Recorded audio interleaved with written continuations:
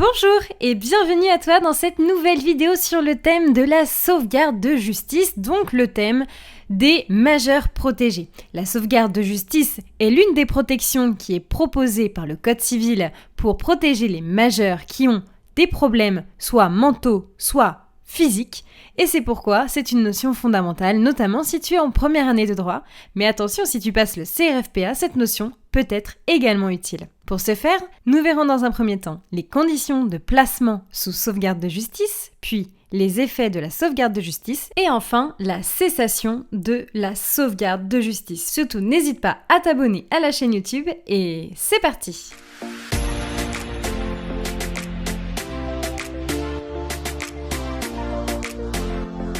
Tout d'abord, regardons ensemble le placement sous sauvegarde de justice. Quand est-ce que l'on peut placer un majeur sous sauvegarde de justice ? Tout d'abord, il va falloir réunir des conditions de fond. Sache que l'article 425 du Code civil nous dit que les personnes qui, en raison d'une altération médicalement constatée de ses difficultés mentales ou corporelles, empêchant l'expression de sa volonté, peuvent être placés sous sauvegarde de justice. Sache que la sauvegarde de justice, c'est la protection la moins forte qui est proposée par le Code civil. C'est une protection qui peut être temporaire.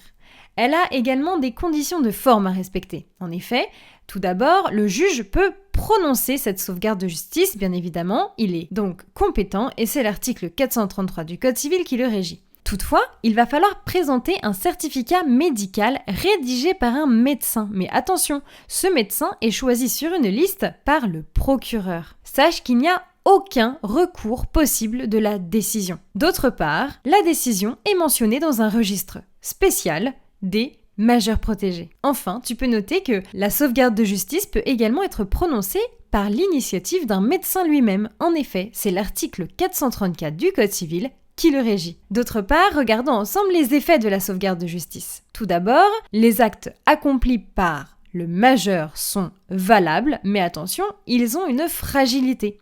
En effet, les actes valables, sauf si on démontre un trouble mental du majeur protégé lors de la signature du contrat, par exemple. Donc, on va parler ici de nullité de l'acte pris sous l'emprise de troubles mentaux. Et ici, c'est l'article 414-1 du Code civil qui le régit. En effet, pour qu'un acte soit valable, l'individu doit être sain d'esprit.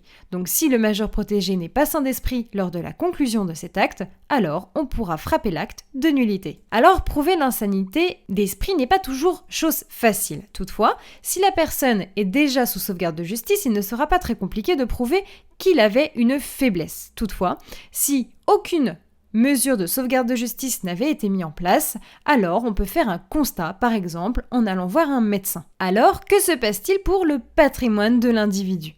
Sache que la personne peut en principe gérer seule son patrimoine, toutefois, en pratique, on va quand même désigner un mandataire. La cessation à présent de la sauvegarde de justice. À partir de quand la sauvegarde de justice prend-elle fin ? Alors les causes communes, c'est le décès bien sûr, ou encore l'expiration du délai, mais également l'accomplissement de l'acte pour lequel la sauvegarde de justice avait été lancée. Il y a également le cas de l'ouverture d'une curatelle ou d'une tutelle, ce sont des protections renforcées. Il y a également des causes dites spécifiques, comme par exemple par le juge ou encore par le médecin. Tu peux noter également que la sauvegarde de justice peut être renouvelée, d'accord ? Toutefois, une fois maximum pour 1 an. Maximum. Voilà, c'est la fin de cette vidéo, j'espère que j'ai su t'aider dans tes révisions. En tout cas, ce qu'il faut bien que tu retiennes, c'est que la sauvegarde de justice est une notion importante. C'est la mesure la plus souple entre les 3 protections existantes, entre la curatelle, la tutelle et bien sûr la sauvegarde de justice. Voilà, je te remercie pour ton écoute, n'hésite pas à t'abonner, à liker la vidéo et à me laisser un commentaire et je te donne rendez-vous sur ma page Instagram, le droit en 5 minutes. À bientôt!